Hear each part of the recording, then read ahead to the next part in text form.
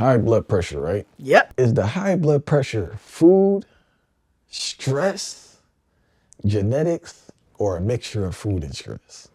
I would say all of the above, all three. Genetics, food, and stress. And so this is where cultural sensitivity comes in. When you say to someone, what are you eating? Are you seasoning your greens with ham hocks?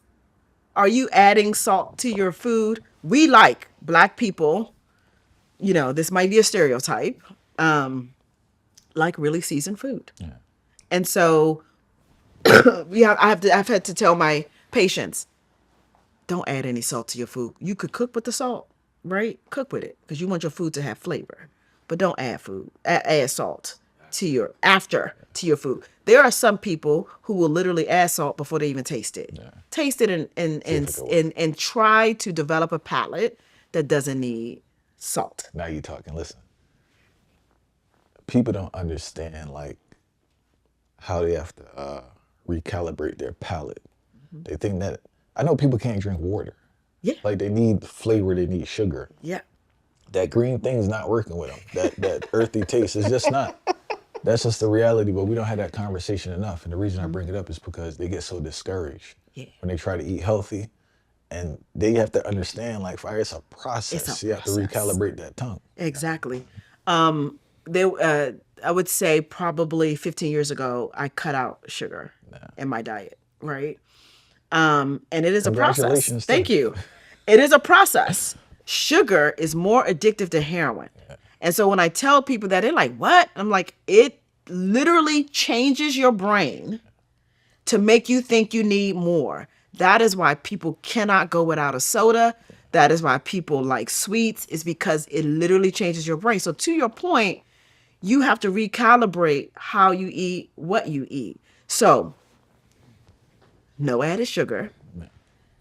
And if any package of food that you're going to eat, so you have to learn how to read labels. Any package of food that you're going to eat, try not to eat processed. If it says it has 10 grams of sugar in it, more than 10 grams of sugar in it, put it back down. It's not good for you. If it has more than 10%, one item has more than 10 to 15% of sodium in it, one item, put it back down per serving. You don't need it. You don't need it. And so when we talk about genetics, food, what was the third one you said? Environment? Was it environment? Genetics, food, environment, right? No. Stress? Stress. Yeah. Most people who live in sort of within the city limits, corner stores. Everything I just said, they have all those highly processed foods Through the roof. in there. That's all they have because they don't have a Whole Foods that's next door. And even if they did have a Whole Foods that was next door, Whole Foods is expensive. Right. Eating healthy is expensive. And so it is that understanding that clinicians have to have, and you as you have conversations with your friends and family, is an understanding of people's circumstances. They can't do everything at once. It's impossible. And that's where the stress comes in. And then they just say, forget it. I'm just going to go with what's easy, what tastes good, what feels good. It's important that we help people think differently about their food, going to farmers markets versus going to grocery Not so stores. guilty, you know? Not for real, because people, like, they try. I think people really, what I've learned, man, like, obviously I talk to people for a living, right? Yeah. And what I've learned is that people really do want to get better. Absolutely. They don't know how. Exactly. And they get discouraged very quick. Exactly. You know?